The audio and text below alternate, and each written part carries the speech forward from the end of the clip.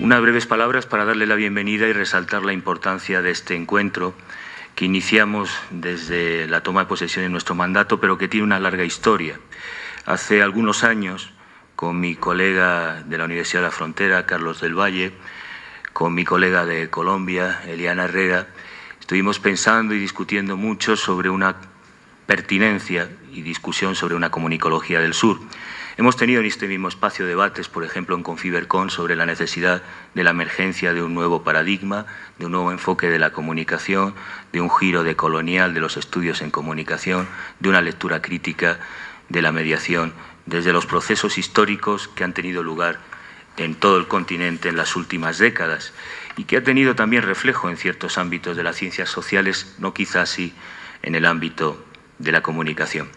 Tratar de repensar la construcción del campo comunicacional desde el punto de vista de esa ruptura de los procesos históricos que han tenido lugar introduce en cierto sentido un desafío epistemológico, un nuevo diálogo interdisciplinario en un escenario que sin duda es de crisis, de debilidad del pensamiento crítico y sin embargo, no obstante, de emergencia y de pertinencia de un pensamiento otro, que se nos antoja en este tiempo un problema, además de complejo, difícil de acometer en un momento de transición y crisis de paradigma, sin duda necesario y urgente. Resulta claramente factible definir hoy una nueva lógica de pensamiento en comunicación desde el sur, a partir de nuevos procesos y luchas que han germinado en el subcontinente, dando lugar a nuevas ideas, quizá no suficientemente sistematizadas en nuestro campo científico, pero que sin embargo demandan cuando menos una reflexión histórica que dan cuenta, por ejemplo, de nuevos locus o experiencias de pensamiento e intervención social, que en parte pueden aportar líneas de desarrollos para la constitución de un nuevo pensamiento comunicológico. La propuesta de repensar la comunicación desde la perspectiva del pensamiento latinoamericano, que se encuentra atravesado hoy por la pervivencia de culturas indígenas, la resistencia de los afrodescendientes y la lucha por la tierra de los campesinos, tiene su origen en las circunstancias que evidencian las tensiones entre el auge del discurso y los procesos de globalización y las experiencias locales que poco a poco ganan más protagonismo en la comprensión y búsqueda de nuevos caminos en medio de la actual crisis. Esas experiencias locales configuran actualmente el fortalecimiento del movimiento indígena, de lo popular y lo comunitario en América Latina. Experiencias que durante los últimos 30 años gestaron cambios en la praxis de la comunicación y que actualmente inciden también especialmente las políticas públicas de este sector a partir, por ejemplo, del reconocimiento de la diversidad cultural y la interculturalidad. Forma parte de un hilo histórico. Hace pocos días teníamos en la Universidad Nacional de La Plata, en Argentina, un congreso de comunicación popular y comunitaria, y se hablaba de la memoria, de esas historias, de esa necesidad de sistematización y de la pertinencia de establecer una agenda en común, no solo para Argentina, sino para la región, en esa materia que paradójicamente hoy en las universidades había sido una distinción de la academia, de la praxis académica de los comunicólogos latinoamericanos, hoy brilla por su ausencia en la mayoría de las mallas curriculares de las facultades de América Latina. El reconocimiento de esa diversidad cultural en América Latina, en términos políticos y jurídicos, se logra en los momentos significativos a través de cambios constitucionales, especialmente en los años 90, como saben, en Colombia en el 91, en Paraguay en el 92, Perú en el 93, Bolivia en el 94, Argentina, Ecuador más tarde, Venezuela, en los cuales se declara de manera expresa el carácter multiétnico y pluricultural de los Estados-nación y se admite la coexistencia paralela o alternativa de sistemas normativos de los pueblos indígenas con el derecho estatal, así como la coexistencia de otras manifestaciones culturales, como es el caso de lo afro. Estamos empeñados en CIESPAL a ver si lo conseguimos con la ayuda de los colegas brasileños, que tienen más maduro ese debate, articular una red de comunicación y cultura afro para debatir esas agendas de comunicación que tienen lugar en ese ámbito. De lo campesino también, como señalaba en el caso de La Plata, de lo popular. Quizá cuando inauguramos este congreso algunos identifiquen esa apelación o ese debate conceptual del buen vivir como un caso específicamente andino, de Ecuador y Bolivia, que sobresalen en un contexto de cambios y transformación para el reconocimiento de los pueblos originarios al declararse estados plurinacionales. Pero ni somos conformes con esa visión restrictiva del concepto de buen vivir, ni tampoco nos parece pertinente establecer un debate o una reflexión en la comunicación estrictamente restringido a estos países si hablamos de una nueva comunicación, de un nuevo paradigma, de la emergencia de un pensamiento otro. Luchas como la del pueblo mapuche en el caso de Chile, planteamientos de los movimientos populares como los movimientos sin tierra, las nuevas manifestaciones de los jóvenes movimientos urbanos como Pase Libre en Brasil, vinculado a las nuevas tecnologías, hablen de la necesidad de pensar ese concepto buen vivir y la economía de los comunes, rescatando ese principio de heterogeneidad y la idea de la unidad en la diversidad de lenguas, espiritualidades, de modelos de inclusión y prácticas de comunicación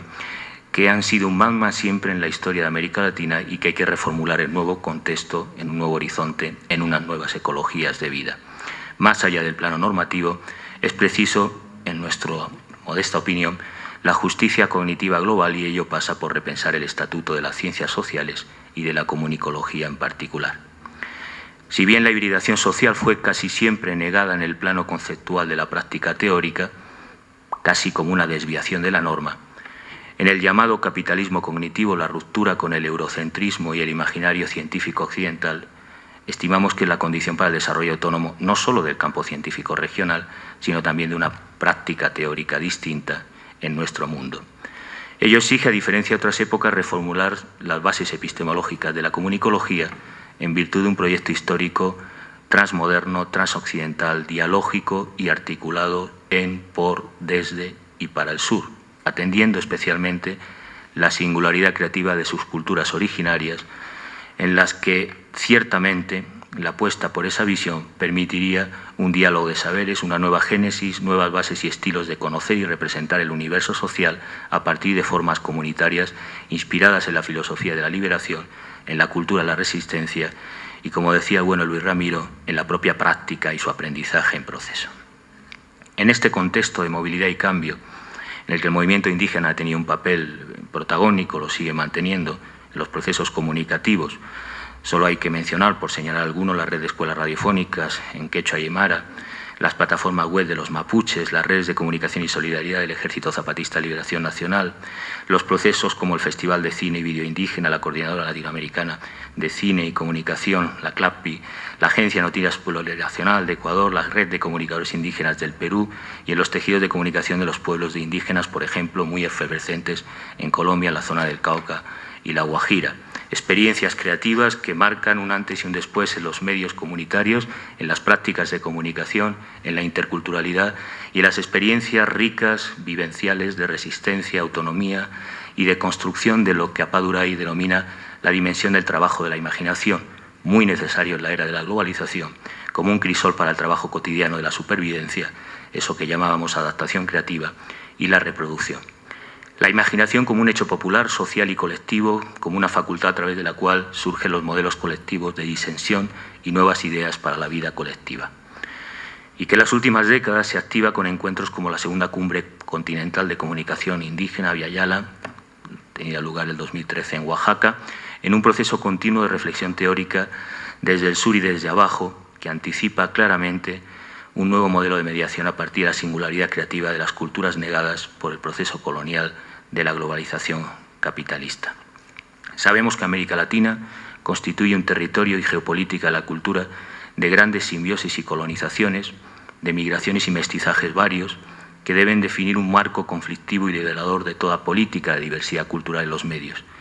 Y por descontado en la teoría de la comunicación, es necesario tomar en cuenta esas aportaciones, tanto físicas como simbólicas, de esa historia común que hoy alimentan las culturas e identidades fuertes justamente por su apertura al exterior, originales por sus puertas abiertas a los puentes de comunicación con otras civilizaciones, al tiempo que potencialmente autónomas en la capacidad de proyectar nuevos contenidos y códigos de representación. Diríamos, de una perspectiva crítica, en la capacidad de politizar el acceso a la palabra de minorías como los pueblos indígenas. Como reconoce Peter Burke, América Latina es sin lugar a dudas la región híbrida por excelencia, siendo un lugar de encuentro, choques, mestizajes y todo tipo de interacciones entre la población autóctona. Hay una larga literatura que les voy a ahorrar citar, pero lo que me parece significativo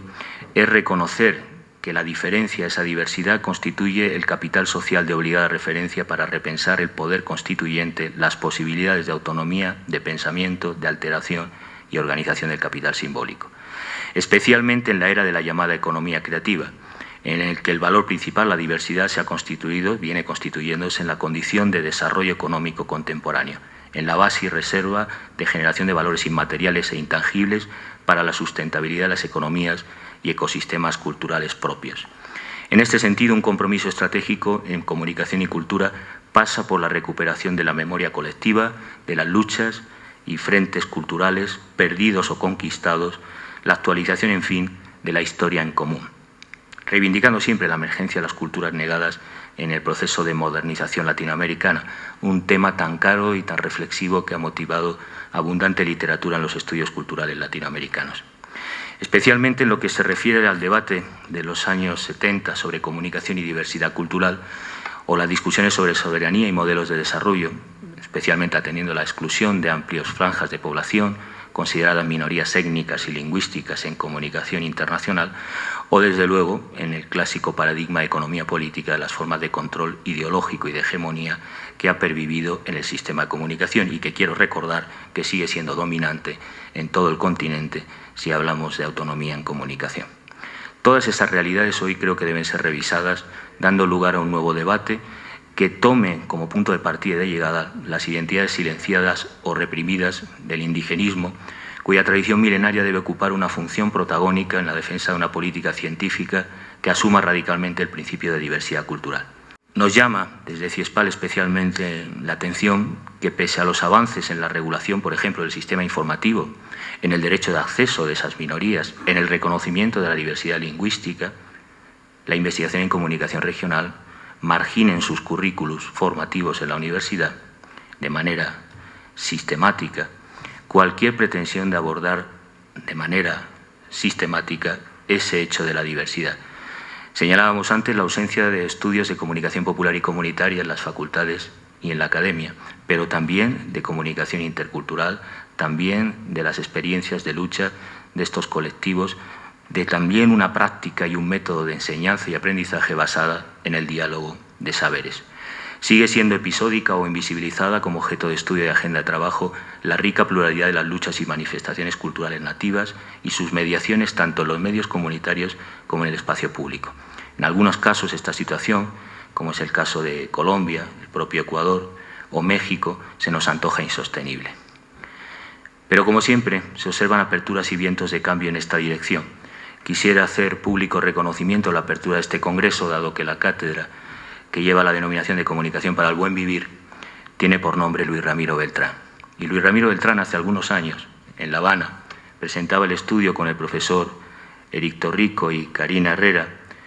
sobre justamente la necesidad de reivindicar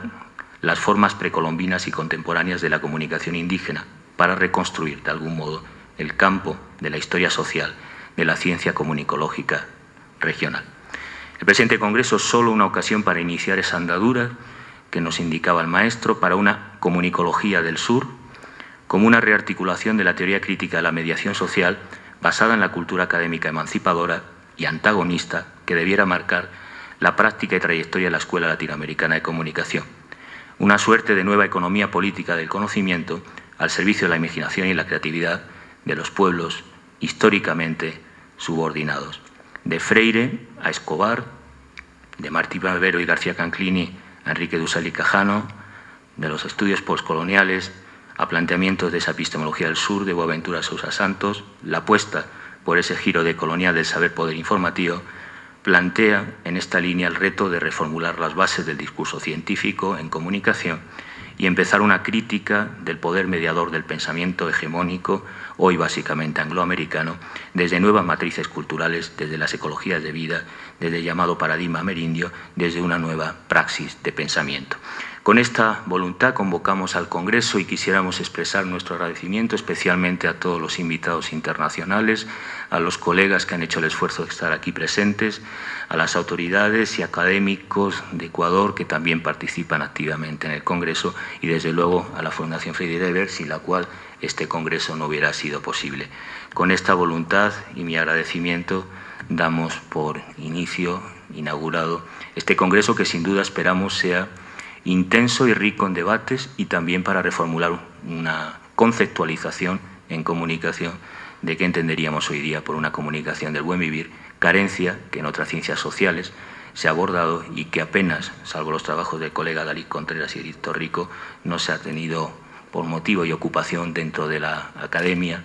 en la región, tomar en serio de manera sistemática este abordaje. Muchas gracias a todos y espero que tengan un productivo, rico